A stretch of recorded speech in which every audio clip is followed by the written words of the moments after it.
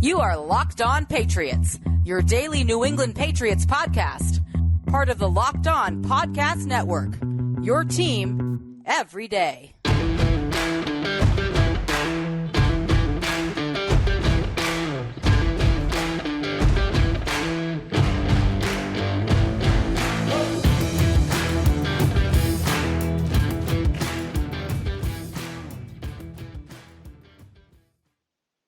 Bengals fans and Patriots fans, thank you for taking time out of your day to join us here on Crossover Thursday.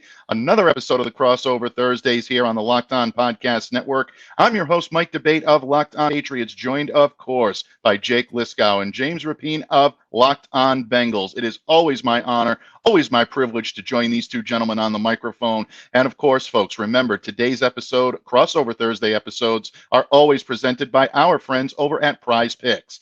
PrizePicks is so much fun. It's so much easy to play. No competing with other players. So you're not competing with Jake or James or myself. It's just you versus the projections available. Let me tell you a little bit about how it works. You pick 2 to 5 players. If they score more or less than their PrizePicks projection, you can win up to 10 times your money on your entry. It can literally take less than 60 seconds to enter. That's right, folks. It's that easy. We love PrizePicks. We know that you will too. First-time users can receive a 100% instant deposit match up to $100 with the promo code Locked On. That's PrizePicks.com, promo code Locked On. Pats fans and Bengals fans, it is time for a crossover. We're crossing the streams here on Locked On Podcast Network, and of course, in anticipation of a Christmas Eve matchup at Gillette Stadium in Foxborough, Massachusetts, the 7-7 New England Patriots hosting the 10-4 reigning AFC champs, Cincinnati Bengals. And this is one that Patriots fans have circled for a while. Gentlemen, I leave it to you. The Cincinnati Bengals and the Patriots have kind of reversed roles since the last time these two teams played. You can make the argument in 2019 that the Bengals had already started to rise and the Patriots were starting to decline a little bit, but at the same time, how the tables have turned. The Bengals, one of the class acts, one of the top teams in the AFC, the Patriots right now treading water. From a Bengals perspective, what are some of the big storylines coming out of Cincinnati heading into this matchup? It's all about the number 1 seed, Mike. And that's where Bengals fans are. I think that's where the Locked On Bengals podcast is, and that's where the Bengals are. And they won't say it like that. I think they're thinking AFC North Division Championship first. But you better believe the players in that locker room are paying attention to the standings, and they know if they win out, they control their own destiny to the 2 seed, and they need the Chiefs to drop 1. And if the Chiefs drop 1 and they win their next 3, they'll get that 1 seed. So that is the big story. Can they keep this run going? They've won 6 straight. They're 8-2 since 10-2, excuse me, since Joe Burrow told everybody to relax. When they started 0-2 and Burrow wasn't looking like himself coming off of that appendectomy. And so they've appeared to turn a major corner and vault themselves, like you said, into the AFC's elite. Now can they get all the way over the hump and get the 1 seed? I think that is the number 1 storyline going into this game. And it's certainly something we've talked about a lot in past weeks and certainly this week going into Saturday. Yeah, without question. I know the New England Patriots right now are in the same boat in terms of looking at the playoffs, but they're on the outside looking in. And right now, the big story coming out of New England is not just what the hell were they thinking on that last play against the Raiders. We're still trying to figure that out. I don't think we'll ever figure that out here in New England. But seriously, they are trying right now to cling to very, very slim, very, very precarious playoff hopes for the Patriots right now.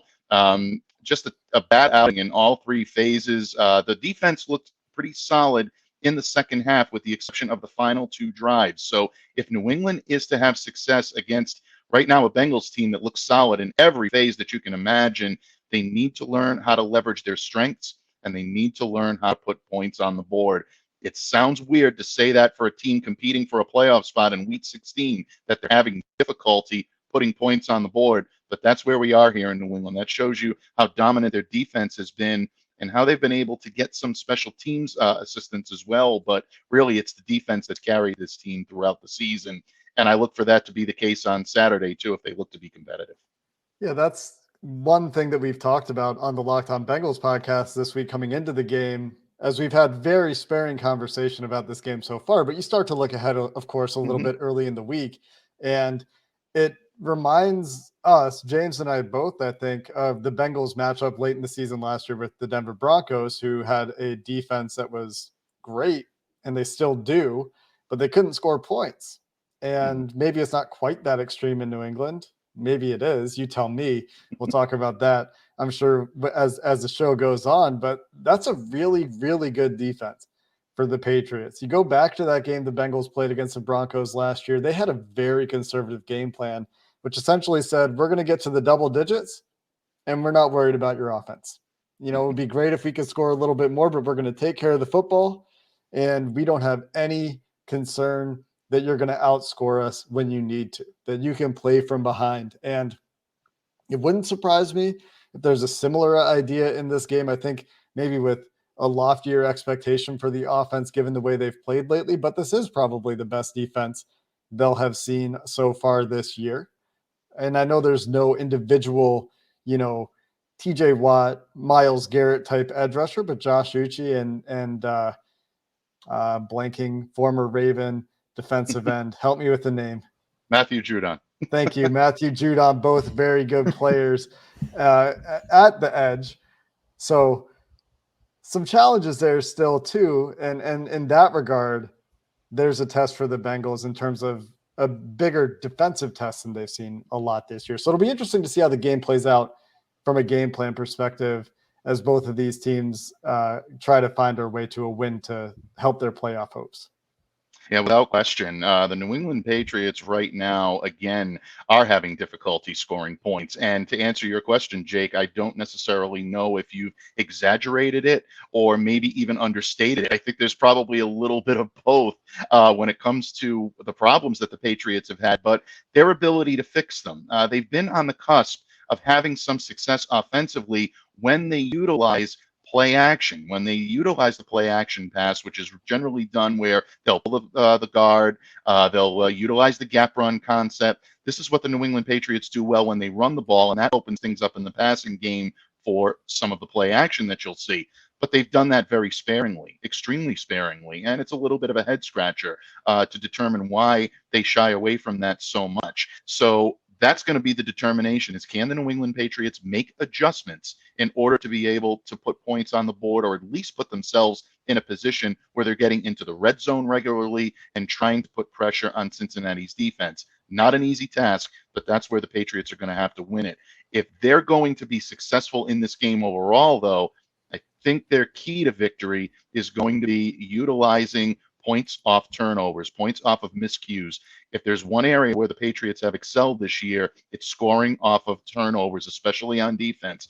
They come into this game having scored 91 points off of defense, one of the best teams in the league at being able to do that. I should say off of turnovers. So, and those are non-offensive points. So that's something that is very big for the Pats. If they can shore that up and they can create some difficulty, they may have a puncher's chance in this one, but that's why they play the games on the field, not on paper. Yeah. I think that's the story. If you tell me Joe Burrow has 2 turnovers or the Bengals have 3 turnovers and are -2 in the turnover department, well, then I'm like, oh, well, the Patriots have a shot, it's especially when the when matters momentum wise, right, especially early in the game. And if the Bengals can get off to a quick start and not have those turnovers and just not beat themselves, I think this can be one of those boring games where they just kind of coast and not that it'll be easy, but if they don't beat themselves, I think it makes it that much tougher on the Patriots to score enough points to win the game, even with a great defense. So I do agree that that's a huge storyline. Is that 2 straight games for the Patriots? Did I see that right, with defensive touchdowns the last 2 weeks?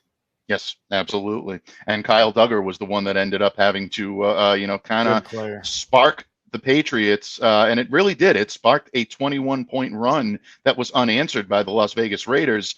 Of course, we're not going to talk about the last few series. That's a little bit of a painful thing to talk about here in Foxborough, although I know you guys are going to try to prod that out of me in the next segment, and we will go ahead and do that, I'm sure. But yes, you're absolutely right on that. And again, if this team is to win, the formula is to use your defense to be able to do it. And It's not going to be easy to do against a Cincinnati offense that right now is clicking on so many cylinders, clicking so well, and really has so many ways to beat you. You're right. It's going to be tough. It's going to be tough for them to potentially shut down this offense. And let's go there next. Let's talk about key matchups, whether it's Burrow, Belichick. I think that's a fun matchup that we should maybe start with. We'll do that next right here on a Locked On Crossover Thursday. Absolutely, folks. But first, remember, this episode is brought to you by Audible. Audible is releasing a slate of new football podcasts that we're sure you're going to love. That's why you'll be able to find an episode from The League available as a bonus episode on Locked On NFL. The League is narrated by Super Bowl champion and legendary smack talker Richard Sherman and sports broadcaster and rising star Taylor Rooks. The League is an 8-part docuseries about the most bizarre, inspirational, and unlikely stories connected to America's favorite sport, pro football. You won't want to miss these untold stories spanning from the 1940s through the present. So head over to Locked On NFL for a bonus episode of The League or catch the full series wherever you get your podcasts. They're available now. Audible, get in the game. Let's dive into those key matchups, and let's start with it. Burrow, Belichick. It might not have the same ring as it would have a few years ago with Brady in the mix, but I still think it's mighty interesting. You have this drop back passer, this guy who some call the next Brady, some call the next Manning. We know how Belichick started against Peyton Manning, 6-0. Manning was 0-6, I think, in his first 6 against Belichick. I wonder if he can dial it up here. Still has a really talented defense. How realistic is it, Mike? And what do you think he's going to try to do? Because it isn't just Burrow. It's Chase, it's Higgins, it's Boyd, it's the ground game, it's Hurst, who I think is going to play on Saturday. I mean, they have a lot of weapons. You absolutely nailed it, James. I mean, the Patriots have their hands full with trying to keep all of the weapons that Cincinnati has, at the ready. I mean, you talk about passing game, we'll start there first. Jamar Chase, one of the best receivers in the game without question, and he leads the team 71 catches, 881 yards, 8 touchdowns. And that's after missing more than a month. That's incredible. And that really says a lot about the relationship that he has with Burrow and the real synergy that these guys can put out there on the field. But that doesn't end there. You've got T. Higgins, like you said, really emerged as the go-to guy when Chase was out. 65 grabs, 894 yards, 6 touchdowns for him. So this is not a situation where the Patriots can take any time off on the perimeter. In the slot, Tyler Boyd's been solid, so the Patriots have to learn to be able to contain him.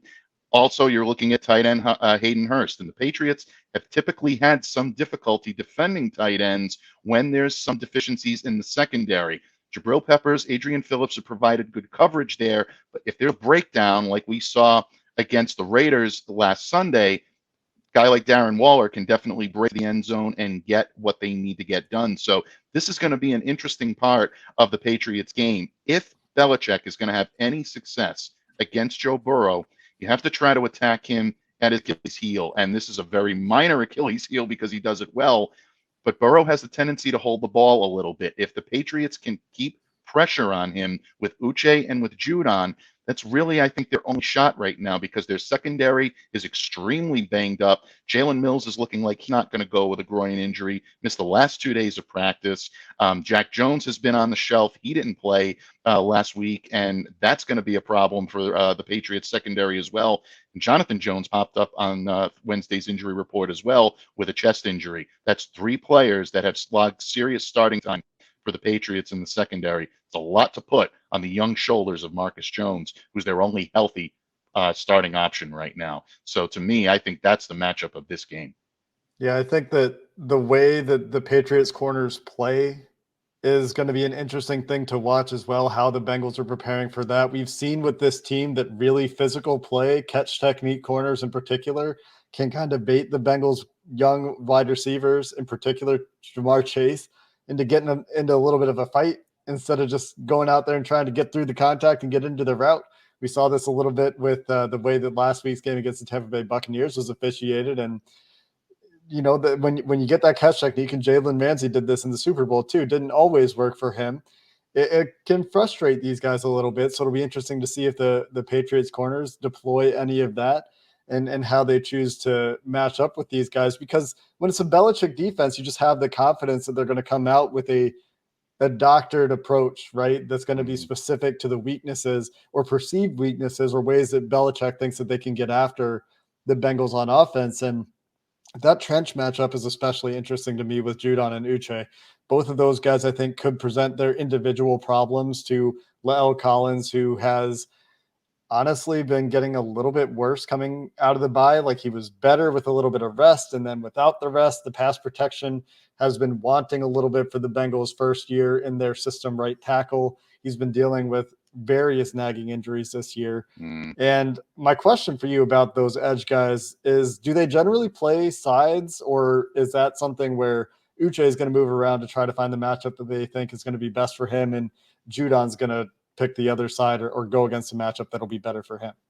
Yeah, the Patriots have really been versatile in that regard, and Uche is somebody that can play in so many different formations with the Patriots that they're not limited to sides. And Judon is basically the same way.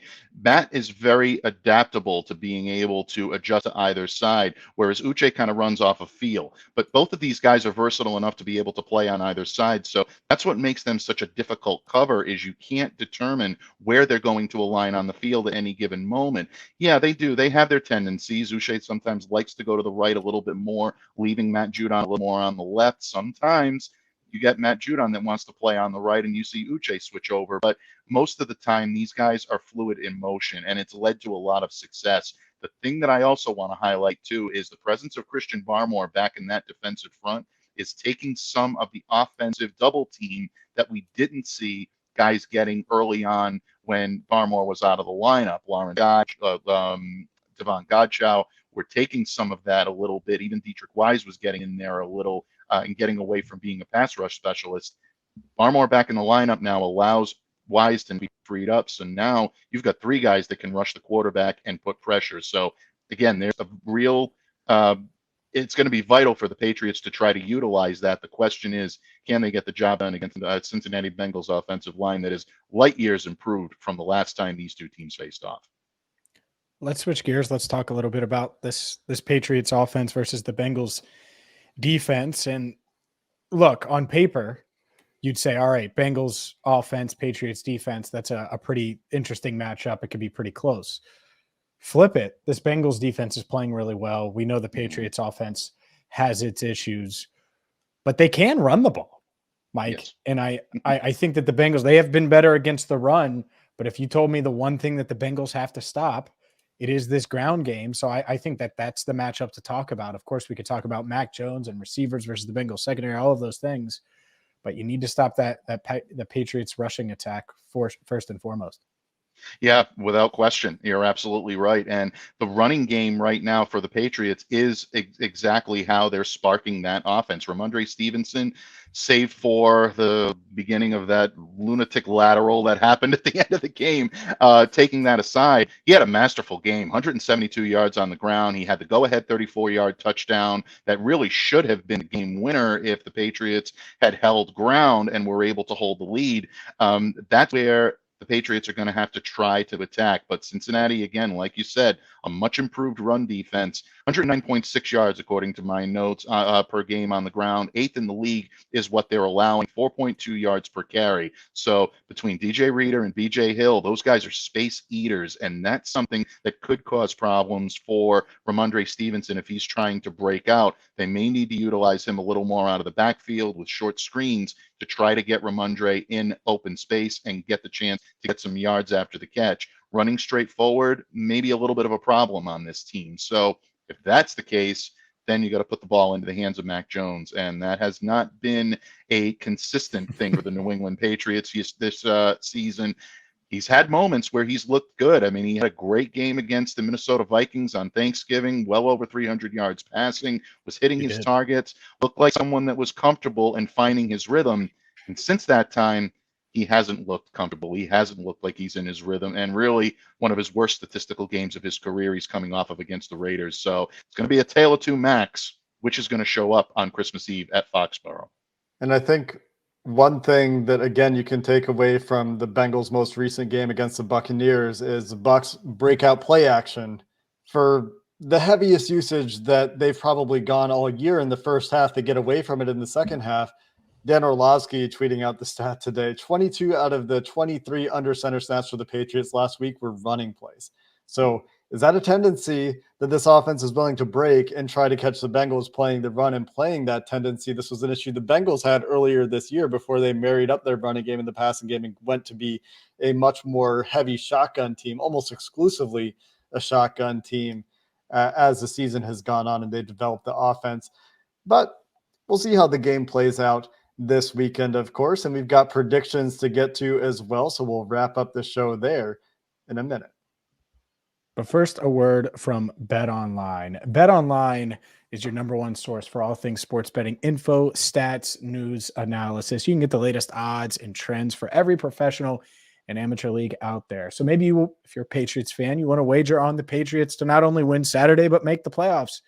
You can do that. You could wager Bengals fans on Burrow winning MVP or the Bengals winning the AFC North or, well, finishing the job and winning the big one this year, all in one spot. And it's not just NFL, like I said, NBA in full swing right now, college football, bowl games, college basketball, and so much more. I've used BetOnline. It's the fastest and easiest way to wager on all your favorite sports. So don't delay. Sign up for free today at BetOnline, where the game starts. Did you know that driving under the influence of marijuana is illegal? That's right. Driving high could get you a DUI. And if you're wondering if law enforcement can tell when you're driving high, well, everyone else in your life can. Your friends can tell, your coworkers can tell, your parents can definitely tell. So why wouldn't law enforcement be able to tell? They can. And if you feel different, you drive different. If you get high and you drive, you're going to get a DUI. This is paid for by the NHTSA.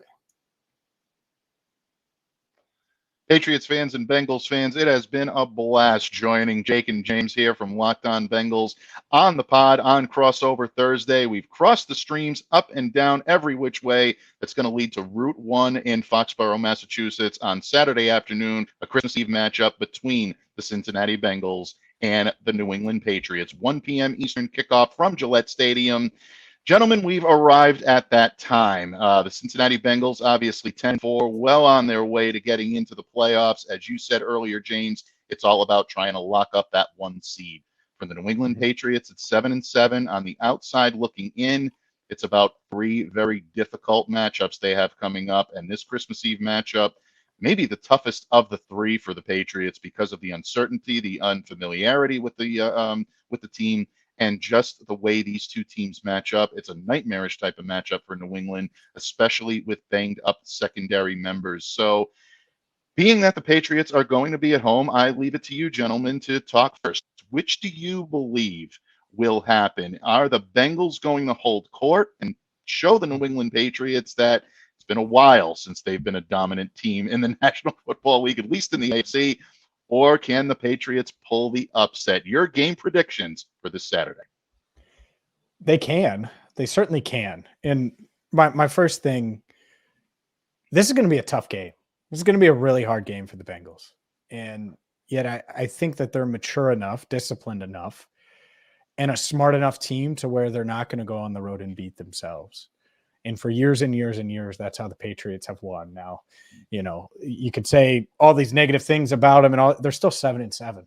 And I know that isn't the recipe in New England. That's not the standard. I get all of those things. I get it. Patriot way. I'm a big Brady fan. I get how it's been. 7-7 is still pretty darn good, especially with a team that's clearly flawed. And so I think that this is going to be a tough game, but I just think that this Bengals team, the way they're playing on offense, they may have a turnover. They're not going to have 3 or 4 turnovers. They may have a mess up. They're not going to have all of the mess ups that it's going to take to make this, a game where the Patriots, you look up and they're winning 13-10 and they get a sack fumble and can put the game away or something like that. So I think it's going to be hard. I don't think it's going to be pretty, even though the Patriots have their injuries and the Bengals they're going to be without Sam Hubbard, but they should have most of their defenders back in the lineup. Hayden Hurst should play. So I'm going to take the Bengals. A close one, a 1-score game, but they go on the road and they handle business. 20-13, something in that range. It could be 23-16. They don't it's not a fireworks show. Jamar Chase isn't going to gritty all over the place, but they're also not going to let the Patriots defense run into the end zone 4 times and celebrate turnovers. So I think that's going to be the difference. And while I think that Burrow might get sacked a couple of times, they overcome it and they're able to get a tough, hard-fought road win on Saturday. I really like that Patriots defense. I'm excited to see how that plays out. People that listen to Locked On Bengals know that I don't do predictions, but really excited to see the chess match when it's a Bill Belichick defense against the Joe Burrow, Zach Taylor, Brian Callahan offense, the answers that they try to deploy for the secondary or in the secondary for the Bengals wide receivers. And Mac Jones talked about this in his presser. Both of these defenses very multiple.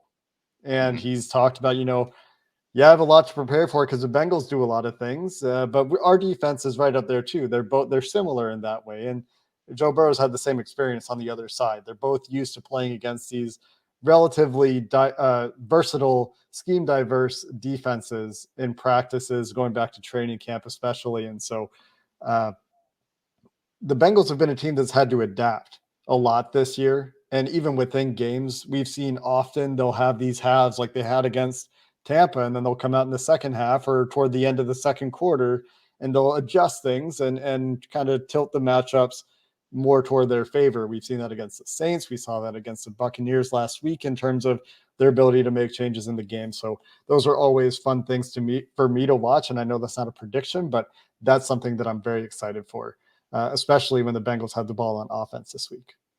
Yeah, I think our listeners here at Locked On Patriots definitely just got a first. You guys being a little bit more positive than about the Patriots than I've been all week. Listen, there's still a bitter taste in the mouth of a lot of people up here. And don't kid yourself, gentlemen. This is coming from someone that was labeled as the biggest Patriots owner on the face of the earth, really kind of giving some vitriol this week with regard to some of the things that we've seen and some of the difficulties that the Patriots have had, especially on the offensive side of the ball and a couple of special teams breakdowns as well. But I agree with both of you. I think that this is going to be a very tight game.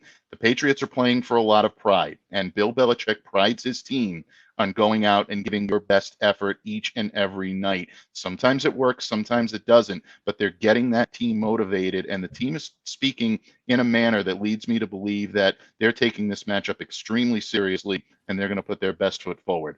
That being said, I think James, you hit the nail on the head when you talked about turnovers. The Bengals are not a team that is going to beat themselves with multiple turnovers. And as much as the Patriots are going to try to enhance and increase their abilities to put points on the board, I think it's going to be very difficult for them to do that. Even with, like you said, Hubbard being out, I still think that the Bengals are savvy and smart enough to be able to employ those strategic blitzes from the second and third level of the defense that have caused Mac Jones some headaches. And right now, the offensive tackles, especially for the Patriots, have struggled to protect him. If that continues and Mac continues to be under duress, then the Patriots are really going to have problems putting points on the board, because that's going to allow Cincinnati's defense to zero in on Ramondre Stevenson. Joe Burrow, I think, will be able to find some success against this secondary. I think the Bengals take this. I think it's going to be a close one, because I think the Patriots will give them all they can handle. But at the end of the day, it's just too many weapons on both sides of the ball for Cincinnati. They're the team that's on the rise, and I think they prove it this weekend. Let me ask you one more question, Mike. One of the bigger issues for Joe Burrow in recent weeks has been batted passes being intercepted by opponent defenses. This has been a big story for Bengals fans. I maintain that it's largely a matter of luck what happens after the pass is batted in the air, but teams have been keying in on this and trying to get into passing lanes, especially over the middle of the field, especially in the quick game. Last week, we saw it on an RPO in particular that led to an interception. How are the Patriots in this regard? I just took a quick glance at the PFF charting. It doesn't look like there are a ton of batted passes to their credit. Would you say that this is something that they can do well? I would probably say they have the ability to do it because of the athleticism and because of the field savvy that they have at the position. Would not be a bit surprised to see the Patriots go very heavy in the middle of the field to try to combat that. I think that's a very good point that you make, Jake. And if they do, they will try to utilize guys like Uche. They will try to utilize guys like Judon that pin their ears back. But that's where someone like Juwan Bentley becomes a very, very pertinent member of this defense, because there's a guy that can move around the entire field from sideline to sideline and really cause some difficulty in the middle part. He is essentially taken over the Dante Hightower role that Hightower had up here for a number of years. So if the Pats are going to have success there, he's going to be the guy to do it. I think they have the chance to do it, but you're right. PFF's rating, I did take a look at that as well, does not show a whole lot in terms of batted passes. My guess is that Bill Belichick is going to have them working on that this week, but we'll see if that ends up coming to fruition. But I think that's an excellent point. Just that's interesting. That's such a sorry, James. No, it's all right. It's just that's such a big topic. Like last week, Bengals Twitter melted down when a safety came up, second level, and made a nice play. Keanu Neal did. And it's like, oh, these defensive lines. It wasn't a defensive lineman, but it's such a topic. And even during the 6-game win streak, we've seen it. So that's certainly something, especially early, that the Bengals don't want. If they can get off to a quick start, I feel like we're saying this every week now, Jake, but it matters. Yeah, we're so catching much it in the YouTube comments for it too. They're sick of it. By the way, I don't care, YouTube commenters, because guess what?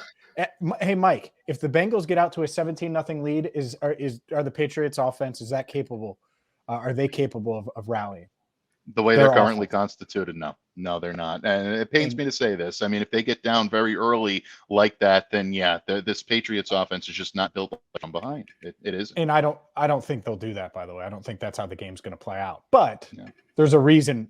Point being, there's a reason we say that. You get off to a good start, you don't have to chase and get behind against a team that wants you to be down, run the ball, and hit your quarterback a ton. Especially the last 2 weeks, teams like Tampa Bay and New England, where if their quarterbacks, and no disrespect to Tom Brady, we all know what he's done in his career. If those quarterbacks are drop back passers this year, things aren't always going to go very well. And the Bengals are pretty well situated to deal with that as well. So going to be an interesting one. And I'm excited for it. I mean, regardless of what's happened with the Patriots this year, Mike, Bill Belichick has my utmost respect. I love watching his press conferences when the Patriots play the Bengals, because it always starts with Bill Belichick talking up Mike Brown and the Brown family, now that Mike Brown's family is involved, in Paul Brown, and talking up the opponent. He's always very complimentary. So that was a highlight of my week as well. But regardless, we'll be with you here on the Locked On Podcast Network, on Locked On Patriots and Locked On Bengals, with your post-game reactions, analysis, and a pregame show before we get to the game on Saturday, of course, as well. So make sure you check those out. And thanks for listening to the Locked On Podcast crossover edition this week.